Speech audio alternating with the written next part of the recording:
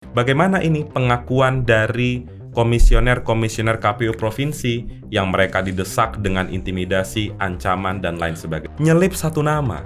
Satu nama yang sempat tergabung dalam tim kampanye nasional Jokowi Ma'ruf Amin.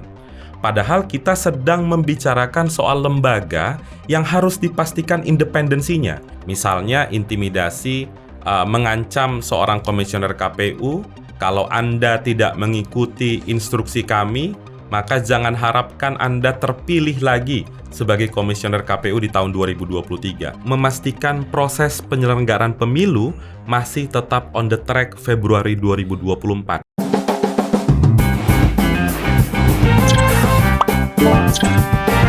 Oke, welcome to Total Politik. Ya, hari ini tanpa berpanjang-panjang pembukaannya, kalau Budi yang buka bisa 9 menit sendiri. Jangan, enak aja 12. Jadi gue yang buka dan kita udah bersama seorang peneliti dari sebuah lembaga think tank dan advokasi anti korupsi yang paling terkenal di Indonesia, Din. Siapakah dia? Kurnia Ramadana. Peneliti ICW. Iya. Oke, ini kita tanggal syuting ini di tanggal 1 hari sebelum KPU akan mengumumkan partai-partai peserta pemilu. Ya, yang biasanya yang ini biasanya yang ramai diundang nih Ninis, Mbak Titi. Iya, gitu Mbak Titi. Mbak Titi. Halo. Kita agak bergeser nih isunya nih. Atau Bang Ahmad Fauji. Ya, Fauji karena realitas nih ya kan membuat isu Anda tergeser nih. Jadi ini bukan sekedar bagaimana proses verifikasi apa segala macam persyaratan, nah enggak lah. Ini ada smell fishy, ada bau amis dalam proses verifikasi yang kemudian mencuat. Tempo dan Kompas tentu saja yang mengawali pemberitaan dan sampai hari ini kemudian menjadi headline. Kita tahu tadi Pak Amin Rais juga udah agak keras bicaranya. Read my lips. Enggak, itu Rifana berarti. Beda. Oke, Bang Kurnia ini ICW ini juga bagian dari koalisi masyarakat sipil untuk memantau proses verifikasi ini. Nah, temuan. Ya, sebenarnya proses kejanggalan hari ini sudah tercium sejak KPU mengeluarkan platform. KPU itu mengeluarkan platform Sistem Informasi Partai Politik atau SIPOL. SIPOL itu selama ini hanya bisa diakses oleh KPU dan juga partai politik. Sedangkan masyarakat yang ingin mengetahui, misalnya ketika KPU melansir ada 9 partai yang belum memenuhi syarat, kita tidak tahu kekurangannya ada di mana. Nah, dalam ruang itu terjadi atau diduga ada kecurangan ketika partai-partai politik itu yang selama ini sedang diverifikasi oleh KPU dikategorikan tidak memenuhi syarat, ada beberapa oknum yang memaksa untuk dikategori masuk sebagai memenuhi syarat. Itu yang kemarin diberitakan oleh Kompas dan Tempo. Dan kami melihat jelang penetapan partai politik, karena ini orientasinya pada pesta demokrasi 2024, menjadi penting untuk memastikan tidak ada kecurangan. Jadi kalau dalam hal ini, tadi siang kami Koalisi Masyarakat Sipil, ada ICW, Perludem, dan lain sebagainya, mengirimkan somasi kepada KPU berdasarkan pemberitaan-pemberitaan belakangan waktu terakhir. Jadi kami ingin meminta klarifikasi kepada mereka, bagaimana ini pengakuan dari komisioner-komisioner KPU provinsi yang mereka didesak dengan intimidasi, ancaman, dan lain sebagainya. Nah, tapi gini Mas, sebelum kita lanjut ke situ ya, ke dalam temuan-temuan yang lebih detail gitu ya. Pertama, ini perlu klarifikasi dulu nih dari masyarakat sipil. Kan dari awal memang masyarakat sipil berhadap-hadapan dengan pansel KPU dan bahkan dengan KPU yang sekarang gitu ya. Dari awal nih, dari proses embrionya gitu KPU yang sekarang nih. Bahkan Mbak Titi mencium aroma pemihakan ya. Keberpihakan dengan tim seleksi memuji calon komisioner secara berlebihan gitu ya. Itu pun salah. Ya kan. Nah, orang muji aja disalahin sama Mbak Titi. Muji ya biasa aja Mbak. Nah itu klarifikasi dulu. Ini nothing personal atau memang sesuatu yang ada indikasi-indikasi atau gimana Mas? Ya, sebenarnya kalau benar ada praktik kecurangan dalam proses verifikasi faktual partai politik, tentu kami sebagai masyarakat sipil tidak lagi kaget. Kenapa? Karena komisioner KPU yang dihasilkan dari proses beberapa waktu sebelumnya, itu kami menilai sangat bermasalah. Kenapa sangat bermasalah? Karena komposisi ada dua hal. Yang pertama, ternyata kalau kita masyarakat melihat bagaimana struktur tim panitia seleksi itu, nyelip satu nama. Ya. Satu nama yang sempat tergabung dalam tim kampanye nasional Jokowi Maruf Amin. Padahal kita sedang membicarakan soal lembaga yang harus dipastikan independensinya. Independensi dari mana? Independen dari seluruh cabang kekuasaan, salah satunya eksekutif, terlebih seorang Presiden Republik Indonesia. Itu temuan pertama. Temuan keduanya, dalam peraturan perundang-undangan disebutkan ada minimal wakil pemerintah di dalam tim seleksi itu. Dan ketika kita cermati satu persatu namanya, maka ternyata berlebih satu nama dari pemerintah. Jadi ada dominasi dari pemerintah yang sepertinya ingin mengkooptasi Komisi Pemilihan Umum dengan tujuan-tujuan tertentu. Entah ini bagian dari skenario pemerintah, itu yang penting untuk dibuktikan. Tapi kan argumennya waktu itu bilangnya gini, itu perwakilan masyarakat karena di Kompolnas misalnya Mbak Pungki ya sini ya, itu Mbak Pungki Indarti ya juga perwakilan masyarakat. Jadi beliau 2 kali menjadi perwakilan masyarakat di Kompolnas maupun di Timsel KPU gitu. Iya, sebenarnya tidak bisa dijadikan forum debatable juga karena satu orang nama tadi, ada nama Juri Ardiantoro. Itu kan selain dia mewakili entitas kantor staf presiden, tapi ketika masyarakat ketik di internet, keluar langsung namanya sebagai salah satu struktural tim kampanye nasional. Itu sebenarnya yang kami persoalkan kemarin ketika proses seleksi komisioner KPU. Oke. Nah, ini harusnya kan memang bagian dari pemerintah kan otomatis juga akan berpihak pada value dan juga misi dan tujuan dari pemerintah sendiri dong. Artinya itu nggak terlalu soal dong, Mas. Artinya sebenarnya kan. Iya, karena pasti kalau perwakilan dari pemerintah pasti agenda-agenda yang pemerintah ingin lakukan itu pasti akan diwakili oleh pansel yang mewakili gitu maksudnya. Iya, tapi entitas dia sebelum duduk sebagai pemerintahan, sebelum duduk sebagai pejabat misalnya di kantor staf presiden, saya tadi merefer kepada Pak Juri Ardiantoro, status sebagai tim kampanye itu yang kita persoalkan.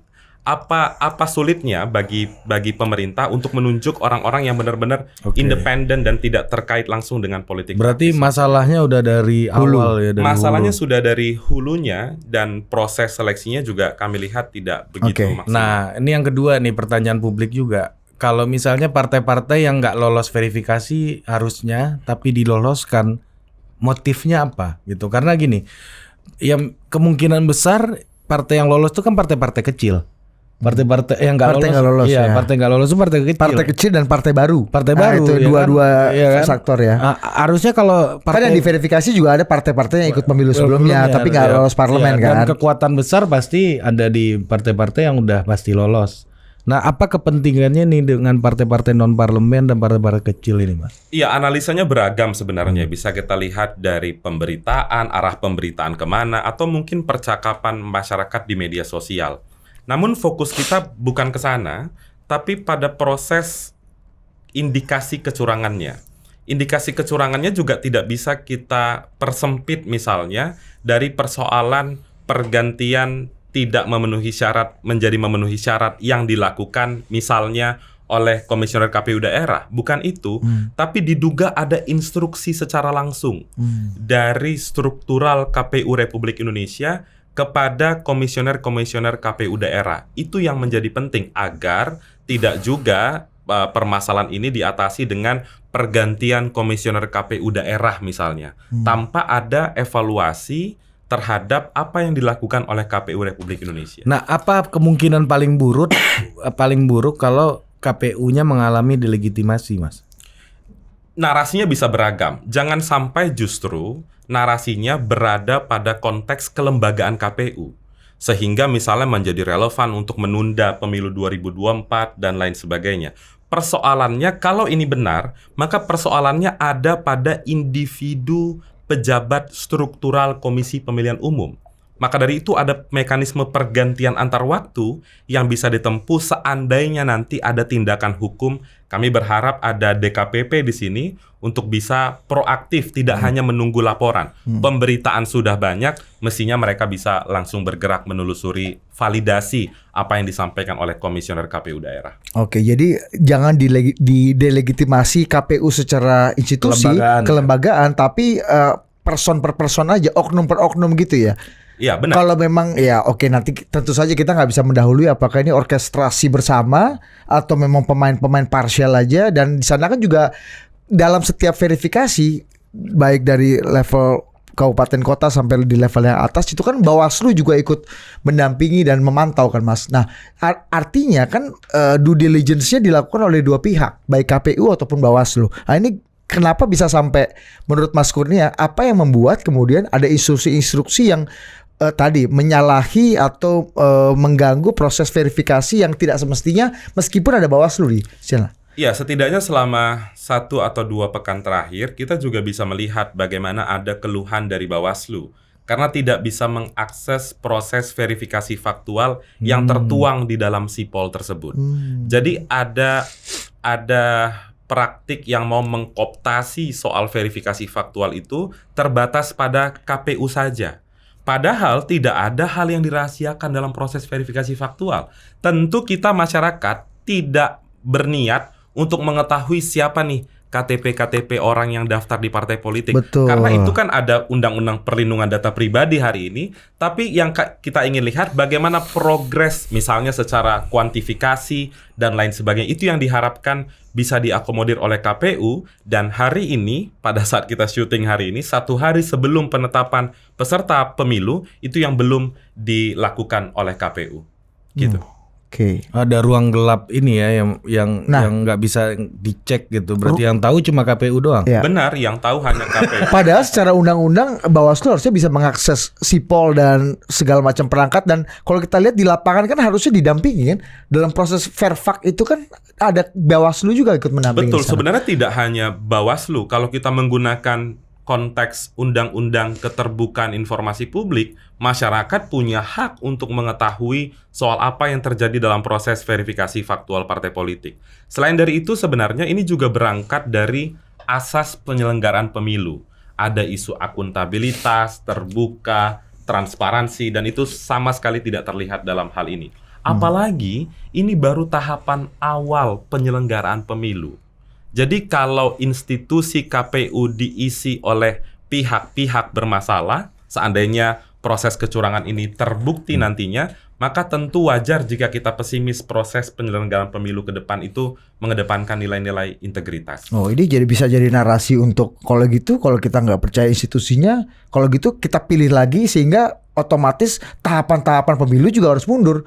Artinya otomatis juga pemilunya harus ditunda juga. Nah itu sebenarnya yang narasi ingin kita luruskan.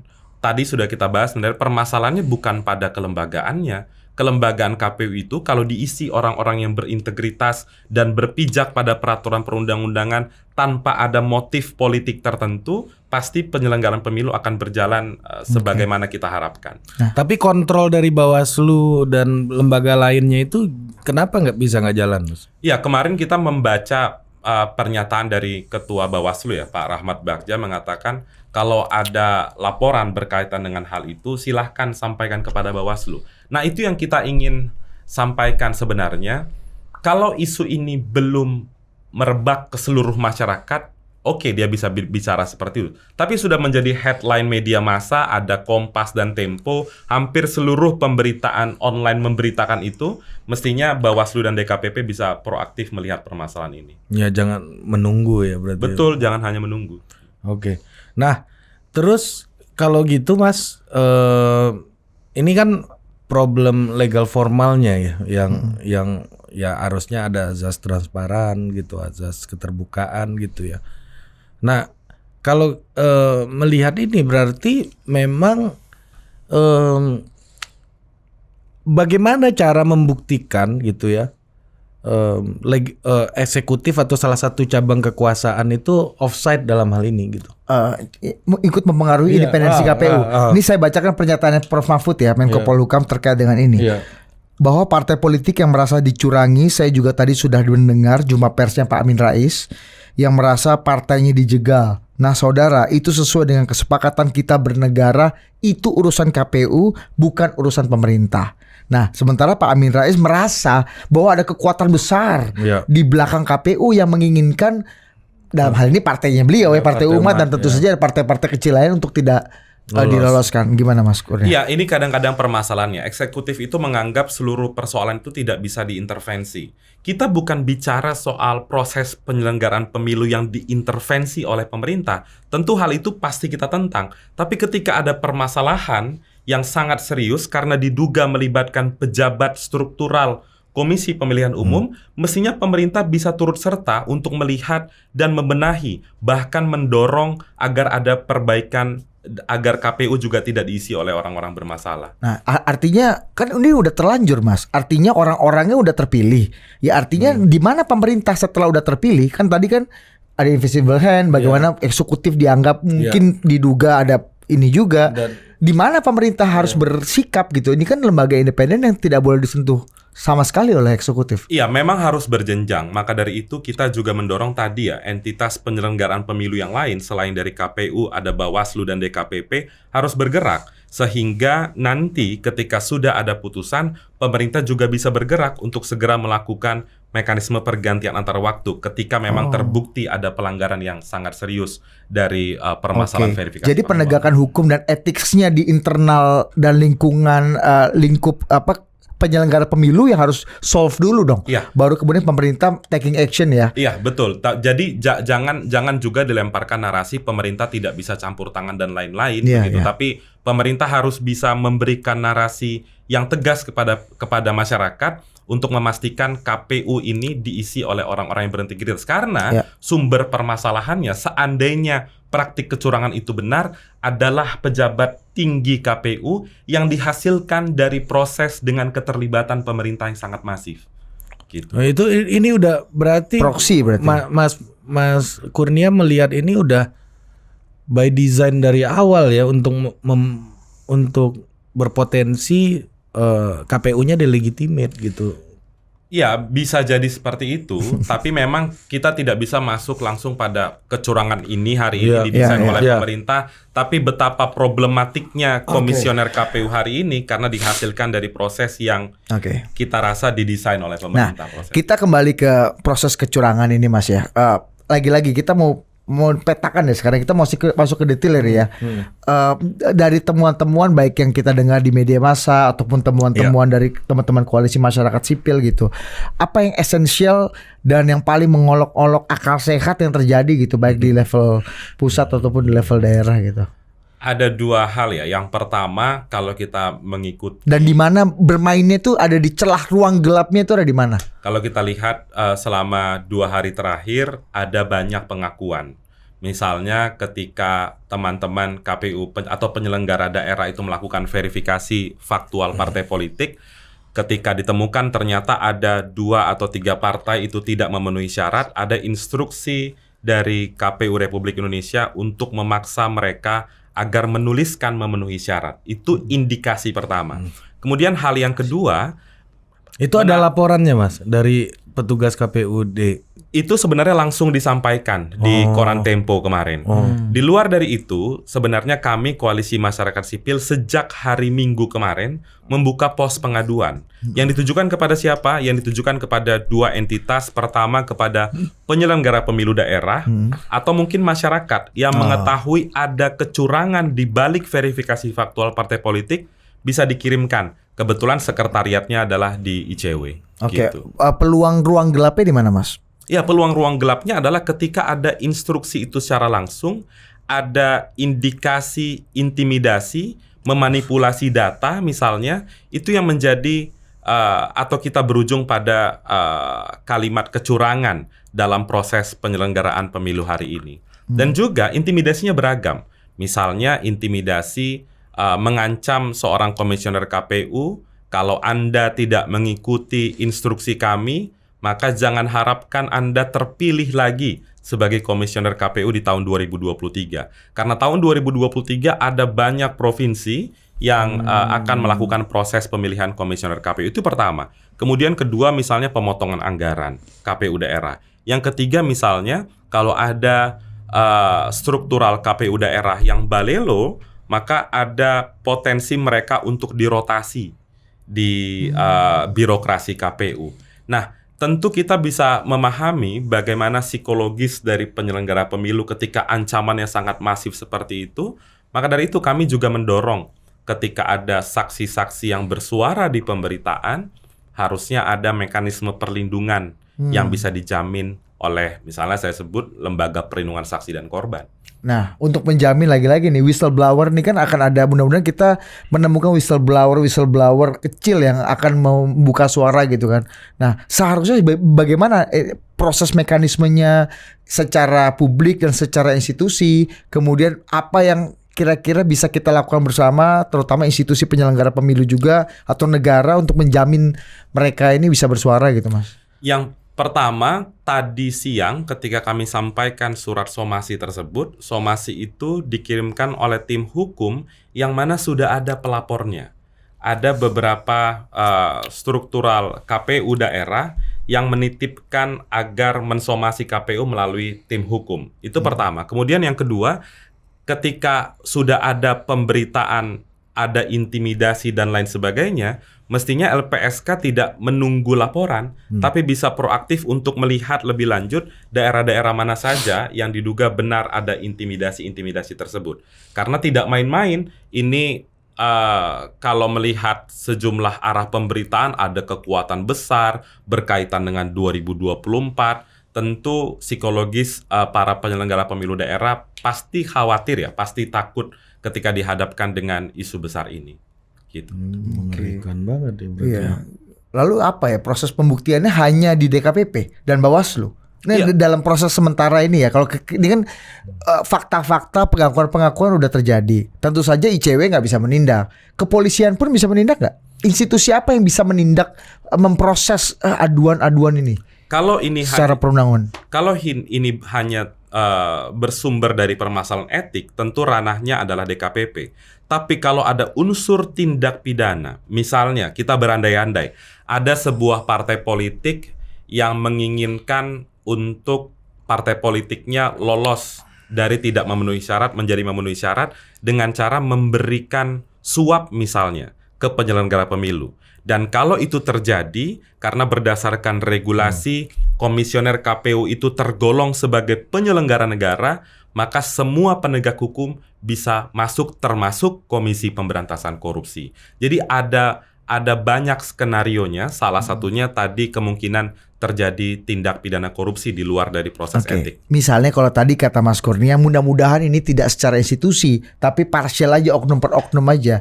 Artinya kita masih punya harapan dari proses penegakan etik di lingkungan penyelenggara pemilu, dalam hal ini DKPP ya. Tapi kalau bagaimana kalau misalnya ini akan berujung pada ya udah pendiaman gitu misalnya, dibiarkan saja. Gimana caranya institusi luar tadi bisa masuk ke dalam, termasuk mungkin pemerintah, polisi dan kejaksaan misalnya? Ya, ini sebenarnya bukan persoalan bisa atau tidak bisa ya, tapi mau atau tidak mau. Kenapa? Karena petunjuknya sudah banyak. Sudah ada yang mengeluarkan pengakuan, tapi kalau dalam konteks tindak pidana, memang harus dilihat lebih lanjut bagaimana tindakan-tindakan yang dilakukan dua pihak. Satu, partai politik yang diduga ingin masuk pada konteks memenuhi syarat. Yang kedua, bagaimana tindakan-tindakan dari si penyelenggara pemilu, yaitu komisioner-komisioner KPU. Jadi memang pembuktiannya memang sedikit rumit. Maka dari itu yang memungkinkan hari ini adalah proses penegakan etik di DKPP. Ya, karena kita kan punya pengalaman, komisioner KPU bolak-balik banyak yang masuk penjara kan, dari zaman ke zaman kan. Bahkan terakhir Wahyu Setiawan kan dalam kasus Wahyu Juniawan, Wahyu Setiawan ya. Ya, menarik. Nah ini Mas ini kan jubir. Nah ini Mas, kita juga baca misalnya di Tempo gitu ya, proses tadi usaha untuk mengintervensi dan mengubah hasil verifikasi itu dilakukan di rapat koordinasi atau rapat-rapat besar. Artinya terbuka, dilihat dan bisa diawasi juga oleh orang, jadi bukan cuman di ruang gelap di bawah meja gitu. Nah, artinya tesis Anda bahwa ini hanya permainan orang per orang, itu jadi nggak relevan lagi kalau memang misalnya ini TSM. Instruksinya itu dari ya kan di forum gede ini kan kelihatan semua gitu. TSM. Ya Trans Studio Mall kan. Terstruktur, sistematis dan masif. Iya. Gua kan masih kemarin belanja di Trans Studio Mall di Bandung. Trans Snow World. Iya. Jangan lupa belanja di Transmart. Ya, kasih iklan dikit bos. Lanjut. Iya, itu memang berbahayanya kalau analisis itu diarahkan kepada isu kelembagaan. Meskipun memang itu dilakukan oleh dalam sebuah forum besar, tapi instruksi itu disampaikan oleh orang per orang. Maka dari itu, kesalahannya, permasalahan etik atau mungkin ada kejahatan di sana harus dialamatkan kepada orang-orang yang melakukan instruksi itu. Itu apa saja, padahal dia cuma jadi juru bicara aja harusnya kan. Ini keputusan kolektif kan yang kemudian disampaikan oleh. Jadi hanya si juru bicara yang berhak dihukum. Nah, kita atau harus dihukum. Nah, atau kolektif nih. Nah, penting juga untuk melihat bagaimana tindakan seluruh komisioner KPU.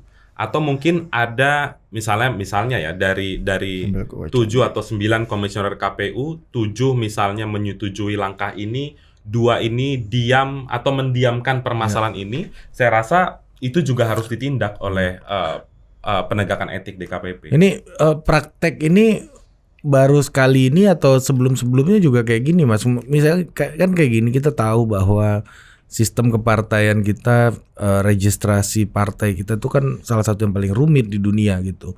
Ya kan, untuk memenuhi itu kan itu kayak ujian masuk ke sesuatu instansi gitu kan, karena paling berat ya jadi butuh orang-orang dalam gitu misalnya. Ya kan? Sebenarnya apa yang dicita-citakan oleh KPU dengan platform Sipol itu satu sisi baik memang, karena memudahkan partai politik untuk melakukan administrasi pendaftaran dan lain sebagainya. Hanya saja apa yang bisa diakses di dalam Sipol tersebut atau siapa yang bisa mengakses Sipol tersebut itu yang menjadi isu hari ini. Jadi sebenarnya toh ada juga beberapa partai politik yang tetap bisa melakukan verifikasi partai politik dengan secara benar tanpa ada melakukan praktik-praktik kecurangan semacam ini. Oke, ini gue bacakan petikan potongan dari berita dari Koran Tempo hari Senin kemarin ya Mas Ari ya. Instruksi dari KPU Pusat untuk menunjukkan bahwa ini dilakukan di forum yang besar gitu. Instruksi dari KPU Pusat ke KPU daerah itu diantaranya disebut-sebut disampaikan dalam rapat koordinasi KPU Pusat dan KPU Provinsi di seluruh Indonesia yang terjadi di Solo. Dilakukan di Solo, di rapat, bukan rapatnya itu di Solo, dari koordinasi KPU Pusat ke KPU semua provinsi di Solo. Ya, pada pertengahan November yang lalu. Lu kan juga di Solo kemarin. Ya kan kemarin kawinan kita reportase. Dalam pertemuan itu pihak KPU Pusat mengingatkan agar KPU Provinsi meloloskan Gelora, Garuda dan PKN dalam verifikasi faktual. Lagi-lagi jadi ingat, instruksi dari KPU Pusat ke KPU daerah itu diantaranya disebut-sebut disampaikan dalam rapat koordinasi KPU Pusat dan KPU Provinsi yang ada di Solo.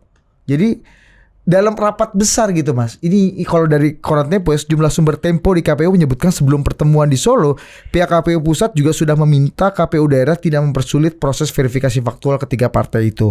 Instruksi tersebut semakin intens disampaikan ketika proses verifikasi faktual mendekati rapat pleno di tingkat KPU kabupaten dan kota. Jadi sebelum rapat yang ada di Solo, rapat akbar ini, proses-proses untuk melakukan lobbying dan meminta untuk dipermudah itu juga sudah dilakukan gitu. Itu tadi makanya petunjuknya sudah terang benderang. Jadi tidak ada alasan sebenarnya bagi pengawas penyelenggara pemilu seperti Bawaslu dan DKPP untuk pasif, untuk menunggu laporan. Karena berdasarkan pemberitaan tersebut, mereka bisa bergerak misalnya meminta ada atau tidak rekaman dalam rapat akbar di Solo tadi. Benar atau tidak ada instruksi tersebut. Kalau memang itu benar, maka tidak salah jika dikatakan ini perbuatan yang sangat curang, bahkan masuk pada kategori kejahatan pemilu, yang mana menjadi urgent untuk bisa membersihkan institusi tersebut, melakukan investigasi. Saya pribadi juga tidak yakin kesalahan ini dilekatkan pada sosok yang berbicara dalam rapat akbar tersebut. Artinya kolektif dong. Harus dilihat, ya kolektif, tapi dalam konteks individu-individu dari pejabat struktural KPU itu. Ini gimana membedakan kan maksudnya Mas Kurnia gini, KPU ini alatnya, tergantung siapa yang pegang alat nih kena semua kan. Kalau semua pegang dan setuju gimana? Ya kena semuanya udah. Nah, artinya apa ujungnya? Lembaganya tidak punya legitimasi. Secara politik apa dampaknya? Pemilu diundur. Itu kan logika yang mudah banget dengan narasi Mas Kurnia. Tapi memang udah baca itu Mas, pemilu bakal diundur. Iya, maksudnya ini bagian dari desain itu apa enggak? Kan pertanyaannya gitu kan. Iya, apalagi beberapa waktu yang lalu ditambah dengan banyak pejabat-pejabat pemerintahan yang menyuarakan soal penundaan pemilu. Jadi kami pejabat pemerintahan ini bukan dong ketua-ketua lembaga tinggi negara. Iya, ada ketua MPR sama ketua DPD. Ada Pak Bambang Susatyo dan Lanyala. Tapi kami ingin menegaskan bahwa permasalahan ini bukan permasalahan soal kelembagaan pemilu. Kalau memang kolektif 100 orang yang bermain misalnya di KPU, maka 100 orang itu yang harus ditindak tanpa harus menaikkan isu atau menyepakati penundaan pemilu. Toh mekanisme pergantiannya ada, diatur di dalam peraturan kode etik, nanti ada pergantian antar waktu dan lain sebagainya. Nah, misalnya kalau dalam proses nih, kan proses ini butuh ada pembuktian, ada pembelaan, macam-macam lah ya. Kalau kata Mas Kurnia kan gini, kalau tangan lu kegores, luka, ya dijahit. Iya. Bukan diamputasi kan gitu makanya. Ya. Nah dalam proses jahit penjahit ini kan harus satu ada yang terkorban kan, coreng, luka, tergores segala macam. Nah ini lebih baik digugurkan satu persatu yang luka-lukanya ini atau memang ya udah diamputasi aja semua menurut Mas Sur? Nah jadi harusnya yang dibersihkan adalah individunya karena mekanisme pergantiannya ada. Jadi jangan dianggap seolah-olah mekanisme pergantiannya tidak ada. Jadi KPU itu vakum sehingga relevan untuk menunda Februari 2024. Narasi itu yang sebenarnya harus dipastikan tidak ada di tengah masyarakat.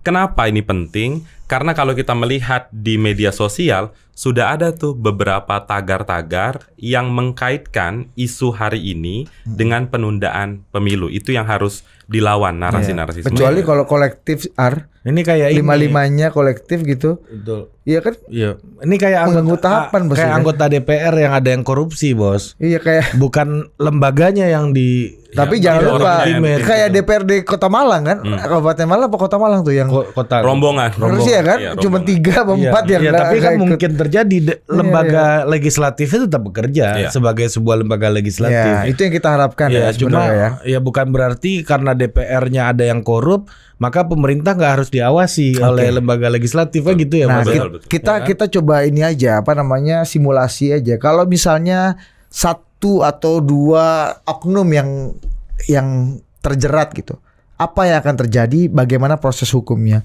Bagaimana pula kalau secara kolektif misalnya kan ini di rapat akbar ini kan, kan kita tahu semua berarti Bray ya kan?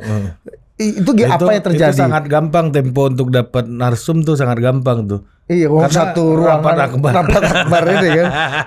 Kalau membaca dari kata-kata tempo tadi ya. Kan banyak juga kan kawan-kawan ini yang. Iya, terus itu apa yang terjadi dan kalau terjadi kekosongan kan kita tidak mau tahapan pemilu akan terganggu kan. Karena jadwal udah tight. Siapa yang akan mengisi? Mekanisme apa yang bisa melanjutkan proses kepemiluan ini tetap berlangsung gitu meskipun proses hukum kepada para komisioner ini yang diduga itu misalnya tetap berjalan. Iya, sebenarnya hampir sama ya. Setiap lembaga negara itu ketika ada person komisionernya yang bermasalah, dia akan diproses kode etik. Kalau terjadi kekosongan, maka pemerintah harus sesegera mungkin untuk mengisi pos-pos yang kosong tadi. Kayak KPK dulu ya. Kayak KPK dulu, misalnya Bu Lili kan dilakukan langsung pergantian karena kemarin kan masih ada 4 komisioner lain, makanya bisa agak diulur waktunya. Tapi kalau semuanya vakum, maka bolanya ada di pemerintah. Pemerintah harus segera melakukan kocok ulang siapa yang menjadi komisioner KPU menggantikan orang-orang bermasalah ini. Oh, kocok ulang ya, bukan menunjuk caretaker. Maksudnya mengkocok ulang itu adalah orang-orang yang kemarin sudah mengikuti proses seleksi tapi tidak lolos. Ya, nilainya di bawah yang lolos. Iya, naik ya. Hampir setiap lembaga negara sama prosesnya. Karena kan misal kalau kita merujuk kepada KPK beberapa tahun yang lalu kan sempat kalau nggak salah dalam kevakuman ketika itu Bibit dan Chandra kalau nggak salah kan. Itu kan dimasukin tuh ada pimpinan sementara kan, ada Indrianto Seno Aji, ada Mas Ahmad Santosa, ada Busromo Kodas gitu. Betul. Dan itu pemerintah yang pilih kan Mas. Iya, sembari menunggu proses pemilihan itu, maka dimungkinkan untuk meletakkan pejabat sementara di sana. Tapi di satu sisi memastikan untuk agar ini dipercepat karena prosesnya sudah diatur oleh undang-undang, itu menjadi urgent untuk dilakukan. Kalau seandainya skenario terburuk itu terjadi. Iya. Tapi juga di sisi yang lain persoalan ini bisa dijadikan legitimasi untuk menghambat proses yang sudah berjalan ini dong. Iya, karena hampir nggak mungkin nggak terganggu lah menurutku ya. Iya, memang selama ini kalau kita melihat narasi penundaan pemilu itu kan banyak berasal dari unsur pemerintah ya. Jadi ketika ada satu permasalahan terkait dengan pemilu yang bolanya kembali ke pemerintah, tentu harapan kami bola ini tidak dijadikan legitimasi untuk menunda proses Pesta Demokrasi 2024. Wow, ini gue nggak terima. Gue juga ya, bener maksudku. Nggak, jangan sampai aku yakin nggak begini sih. Maksud gue yakin juga Pak Mahfud di situ ada Pak Mahfud, ada orang-orang begawan-begawan hukum gitu ya, politik ya. Harusnya nggak begini. Dan gue yakin sih nggak begini. Mas Kurnia berpikir think the worst lah. Iya, think the worst. Tapi ya oke, tapi memang harus kayak gini kita berpikirnya. Iya ya. Kalau devil advocate sih ya. Iya, kalau enggak kan bisa. Atau mungkin ya maksudku, iya mungkin nggak ada instrumen di luar pemerintah. Kan kalau kata siapa yang bilang ya? Opung Panda apa siapa? Ya Jokowi presiden, tapi yang berkuasa belum tentu Jokowi. Ada gium seperti itu gitu Mas Kurnia. The invisible hand bahkan bukan dari orang yang selama ini kita tuduh atau kita duga lah. Ya pemerintah, ya kan paling gampang menyalahkan pemerintah kan dengan kekuatan dan kekuasaan. Ya makanya karena pertanyaannya partai-partai yang nggak lolos ini kan partai-partai yang sulit lolos ini kan partai-partai yang tidak kuat dalam tanda kutip gitu. Iya, makanya penanganan dari permasalahan potensi kecurangan ini mestinya tidak berhenti pada komisioner atau pejabat struktural KPU, tapi diarahkan siapa yang memerintah mereka untuk mengeluarkan instruksi-instruksi tersebut. Jadi invisible hand itu bisa terungkap. Ya. Apakah itu akan terungkap atau tidak itu persoalan lain, tapi investigasinya harus mengarah ke sana. Jadi gitu. Tapi sekarang jadinya agak match nih ya dengan narasi penundaan pemilu itu. Aduh, ya. Maksudku itu, ya. Kok ini banget ya visi sekali ya. Sequelnya kelihatan. Iya, benang merahnya ya. Jadi walaupun nggak berhubungan mungkin ya. Mungkin kan kita baru bisa duga-duga ini berhubungan gitu. Itu pun dari insinuasi Anda. Oh ya. Iya juga. Sebenarnya kan setelah Bosku. Iya benar. Kan kita kan udah bawaannya wah jahat nih orang, ada apa nih kok masa Mas Hashim kayak gini kan nggak percaya. Iya, dalam arti gua. Kemarin baru wawancara gue Mas Hashim di Solo. Soal kawinan. Ini kan partai-partai baru apa soalnya gitu. Iya, partai kecil ada nggak ada juga kayaknya jalan aja Republik ini kan. Kayak kerupuk aja kan. Iya kan? Maksudku partai Bang Fahri kayak kerupuk. Kagak, maksud gua nggak ada kerupuk kita tetap makan. Oh iya. Gitu kan. Oke, kalau gitu. Jadi oke. Ini sequel ini nih kebaca berarti ya Mas. Bisa diduga-duga jadinya. Iya, jadi pekerjaan rumahnya ada 3. Yang pertama, membongkar dugaan kecurangan ini. Yang kedua, memastikan orang-orang ini ditindak, bahkan sampai siapa yang memerintahkan mereka. Kemudian yang ketiga, memastikan proses penyelenggaraan pemilu masih tetap on the track Februari 2024. Permasalahan hari ini bukan permasalahan kelembagaan. Kalau benar ada kecurangan, maka hal itu harus diarahkan pada individu-individu pejabat-pejabat struktural KPU pusat. Kalau 3 itu dilakukan, maka proses penyelenggaraan pemilu kita masih sesuai tuh dengan asas-asas prinsip demokratis dan juga aspek-aspek integritas. Iya, makanya harus diarahkan. Ini maksud gua kecurigaan Mas Kurnia ini harus dibuka nih. Iya. Karena orang akan lihat due diligence saja akan jadi makin rame. Maksud gua gini, kalau soal partai-partai kecil ini mungkin kayak gua nggak terlalu care lah gitu. Lu mungkin nggak terlalu care, ada orang banyak yang nggak terlalu care. Ini soal partai-partai kecil doang. Tapi ini soal legitimasi kelembagaan, orang akan berpikir kan. Iya. Apalagi tadi ada kalimat misalnya di Koran Tempo dilakukan di rapat besar kan. Artinya semua orang kan lihat, semua komisioner ada. Telanjang ini permainan kan. Ya artinya ya sangat mudah ujung-ujungnya kalau misalnya ini mengarah ke kelembagaan. Tadi Mas Kurnia makanya menekankan harus sebaiknya ke person gitu kan. Makanya boleh diarahkan ke sana. Gue tahu sih lu perjuangan lu hak atas tubuh, tapi ya jangan telanjang dalam hal ini juga gitu. Iya benar. Iya Mbok ya, ini negara ini kan dikelola dengan dan ada check and balances pun nggak jalan ternyata kan Mas. Harusnya bahwa dan juga gini ya, bukti-bukti tersebut, indikasi-indikasi kecurangan itu kan bukan lahir dari apa yang disampaikan oleh ICW, bukan lahir dari apa yang disampaikan oleh koalisi, dari pemberitaan yang mengutip pejabat struktural penyelenggara pemilu daerah. Yang mungkin tidak bisa bersuara di internal. Tidak diakomodir, atau mungkin ada intimidasi tadi, anggaran, rotasi, tidak dipilih. Itu kan hal-hal yang sangat menakutkan dan mengkhawatirkan. Periuk beras ini kan. Nah, makanya harus ada perlindungan. Periuk beras. Periuk beras. Nah ini kan orang-orangnya udah beberapa nih dari NTT, dari Sulawesi Selatan, you name it lah, beberapa gue juga lupa kita ya. Itu apa yang akan terjadi lu prediksi dan bagaimana cara memproteksi mereka gitu ya Mas ya. Ini kan yang terlanjur udah dikutip dengan nama jabatan ya, clear kan? Iya, jangan sampai justru investigasi ini di-leading oleh KPU seolah-olah menjadi kesalahan penyelenggara pemilu daerah. Menafikan ada isu instruksi, intimidasi, dan lain sebagainya. Kemudian yang kedua, yang harus dipastikan adalah bagaimana instrumen perlindungan kepada mereka. Maka dari itu beberapa waktu yang lalu ketika koalisi konferensi pers, kami juga meminta agar LPSK aktif mendatangi, menghubungi mereka untuk dipastikan keamanan mereka, baik keamanan mereka bekerja sebagai komisioner KPU di daerah atau mungkin keamanan individu yang mungkin apapun bisa terjadi kepada mereka. Jadi LPSK melihat gini harus juga proaktif gitu Harus Mas ya? juga proaktif, benar. Oke. Ini ke depan kita akan coba konfirmasi ke KPU, mungkin ke Bawaslu dalam proses ini, dan nanti mungkin ke LPSK juga untuk mendorong proses ini tetap berjalan. Tapi apapun itu dalam proses ini Dit ya, Mas Kurnia, menurut gue ini kalau benar sequelnya kayak gini nih, yang ngedesain nih EQ politiknya tinggi, cerdas ini, jenius ini. Kalau kata Opung Manda gimana? Orkestratornya ini paten ini. Iya, karena sini nggak bisa, sini nggak bisa, situ ya kan?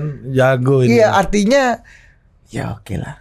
Gila, jangan sampai paten juga paten. Tapi kan? Kalau misalnya skenario tadi itu betul-betul. Iya, paten kan. Mudah-mudahan enggak, bukan jangan tapi lo kan kita nggak nyebut nama, jadi nggak akan kena ITE juga. Apa tuh? Orkestratornya kan kita nggak nyebut nama siapa kan, jadi santai aja. Iya kan, anggap aja benar kata Mas Kurnia ini kan. Iya benar. Iya kan, itu orkestratornya itu pasti jenius tuh. Iya. Ya kenapa penting untuk membicarakan worst case ya, kemungkinan terburuknya, karena misalnya isu penundaan pemilu yang beberapa 1 tahun ke belakang itu masif, itu kan hal yang tidak mungkin terjadi. Meskipun mungkin kalau diubah konstitusinya, tapi kan itu tidak diharapkan oleh masyarakat. Toh tetap mereka gaungkan. Maka dari itu apa kemungkinan terburuk dari proses permasalahan verifikasi faktual partai politik ini harus disampaikan segera kepada masyarakat agar bisa mengetahui ini arah narasinya kemana nih. Ini kayak nonton film House of Cards, Bos. Untuk menunda pemilu ini dibikin kacau dulu 1-2 kan daerah kan. Sehingga National Guard diturunkan, ya ini artinya pemilu nggak bisa jalan gitu. Ini tapi harus ada yang bocorin skenario juga kan. Iya, supaya agak rusak ini barang. Ya karena jujur gua sama Ari baru ngeh ada benang merah. Kira ini cuma soal partai kecil aja kan. Iya, soal hitung-hitungan politik lah supaya partai ini nggak terlalu gede, kita kasih lawan yang berat. Gitu-gitu nggak ada nggak? Ternyata bahkan Tempo pun belum mengangkat sisi itunya. Iya, karena kita 2 hari ini karena kita melihat kita dari analisa dari media sosial dan lain sebagainya, loh kok dimanfaatkan isu ini. Maka dari itu kesalahannya kita harus sematkan kepada orang-orang yang melakukan instruksi dan permainan ini. Ya mudah-mudahan prosesnya berjalan Oke. Oke. Mas Kurnia, kita Thank you. tunggu, kita kawal dan ini pertama Tata Politik akan terus mencoba menghubungi pihak penyelenggara dan pemilu, Bawaslu. KPU, Bawaslu, DKPP ya.